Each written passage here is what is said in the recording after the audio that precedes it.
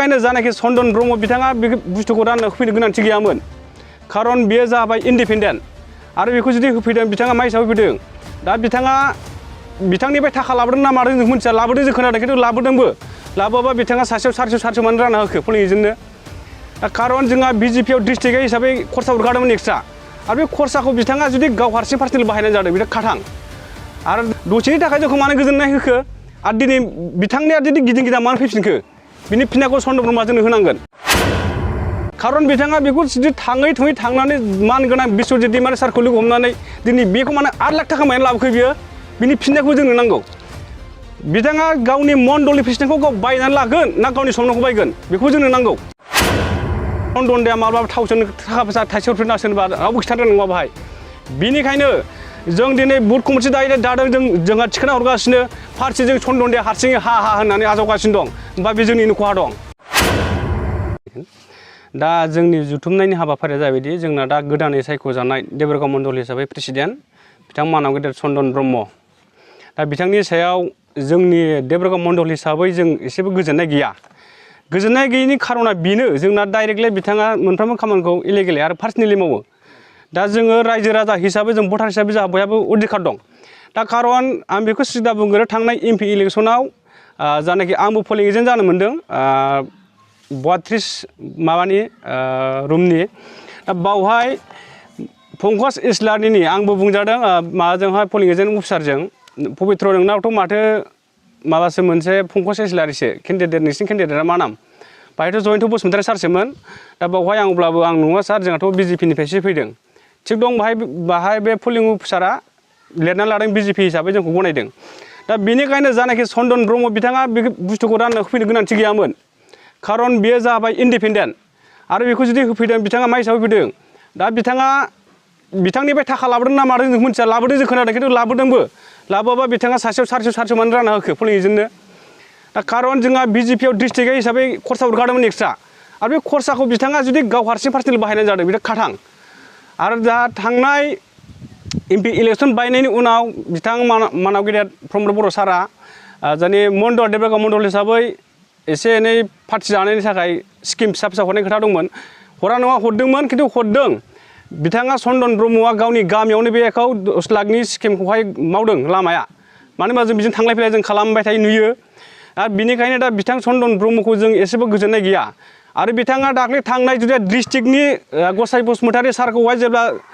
माबादों बरायनाय हाबाफारि बावहाय बिथाङा आदा अर्जुननि डेट अफ बार्थ बिथाङा गावनो बिदों बाहाय आं दङ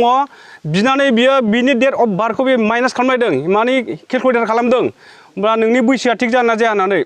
दिनै गाव लाजिनो गोनां बेनो खारन मानो बे अब्ला मानो जोंखौ बिदि खालामखो दसेनि थाखाय जोंखौ मानो गोजोननाय होखो आरो दिनै बिथांनिया जुदि गिदिं गिदा मानो फैफिनखो बिनि फिननायखौ चन्दन ब्रह्मआ जोंनो होनांगोन आरो थांनाय जोङो बबे समाव जिरामोनथाय बिसमुरियाव जों बाजाराव जों दसे माने जिरायलायदोंमोन जानाखि मण्डलनि प्रेसिडेन्ट गोदान सायख'नायाव चन्दन ब्रह्मआ गाव बिनि सिगांहाय मोनसे एप्लिकेसन होदों डिस्ट्रिक्टआव अब्ला जों ज' जिखान्थाय जिरायलायनाय जोङो बाव गोबां दङ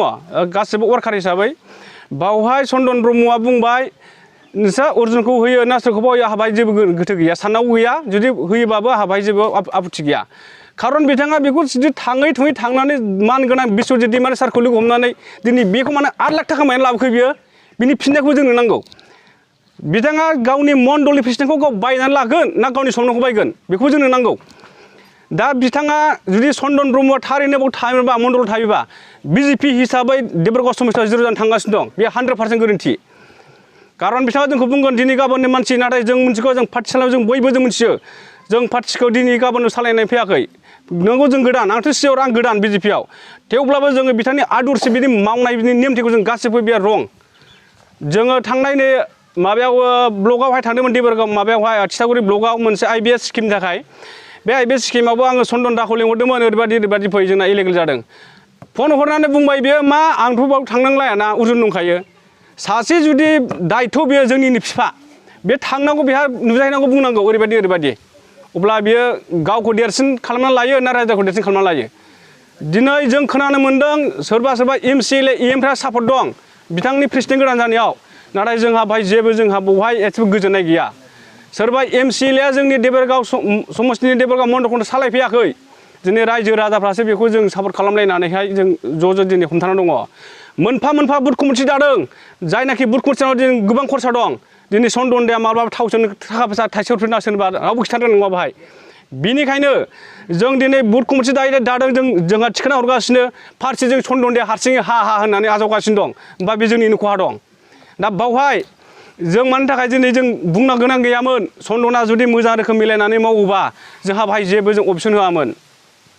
आरो मोनसे खोथाया सनदनदाया जाहैबाय मोनसे डिस्ट्रिक्ट हिसाबै क'अर्डिनेशन कमिटिनि प्रेसिडेन्ट बेबो बिथाङा जोंनावहाय मबाइलाव रोखा दं बिनि नटिसआ अब्ला सासे जुदि मण्डलनि प्रेसिडेन्ट जानानै आरोबाव क'अर्डिनेशन कमिटिनि बोरै प्रेसिडेन्ट जानो हाखो बेखौ बिनि फिननायखौबो होनांगोन बिथाङा जुदि क'अर्डिनेशन कमिटिनि प्रेसिडेन्ट जायोबा बिथाङा गाबोननि गेजेराव गावनि रिजाइन होनानै सोर फैया जों बुंनो थाङा मण्डलावहाय गोदान प्रेसिडेन्ट फैगोनखौ जों रावखौबो नाम बोखारिया सोर फैया खिन्थु चेन्ज जानांगौ सनदनदानि अनगायै जिखुनु जाया डिस्ट्रिक्टआ सेलेक्ट खालामना हरनांगोन आरो मोनसे खोथा दाख्लै जेलानाखि गसाइ बसुमतारी सार ओमफ्राय बाहाय सोर मा नाम दंमोनलाय बाहाय बुंदों डाइरेक्टलि 45 बोसोरनि गोजौआ मण्डलावहाय प्रेसिडेन्ट जानो मोना बावहाय गावसोरनो जुदि डिस्ट्रिक्टआ बेखौ बुंखानायमोनब्ला आरो बुंखादों जों दङ बावहाय आरो दिनै मा हिसाबै सनदनदाखौ बिदि रिपिट खालामना होखो दा बेनिखायनो जे हक जोंनि जे जोंहा देबरगाव मण्डल हिसाबै एसेबो गोजोननाय गैया बा आंल' नङा दा साफ्रोमबो जोंनियावहाय गोजोननाया गैया आरो जुदि गोजोननाय गैयाब्ला जों मण्डल हिसाबै जों मारै लाखिनो दा बेनिखायनो आंनि बुंनांगौआ बेल' जानाखि डिस्ट्रिक्टनि गोदानै सायख'जानाय मानाव गेदेर गसाइ बसुमतारी सार आरो गुबुन गुबुन बिबान थानाय दैदेनगिरि सारमोन बिथांमोना जोंनि देबरगाव मण्डल हिसाबै जुदि हमथानो गोसो दंब्ला बिथांमोनहा प्रेसिडेन्टखौ गोदानै सायख'ना हरनांगोन आरो नङाबा देबरगाव समस्ति हिसाबै देबरगाव मण्डलाव बिजेपि दोला 0 जानो थांगासिनो दं बेयो आंनि बुंनाया एसेनोसै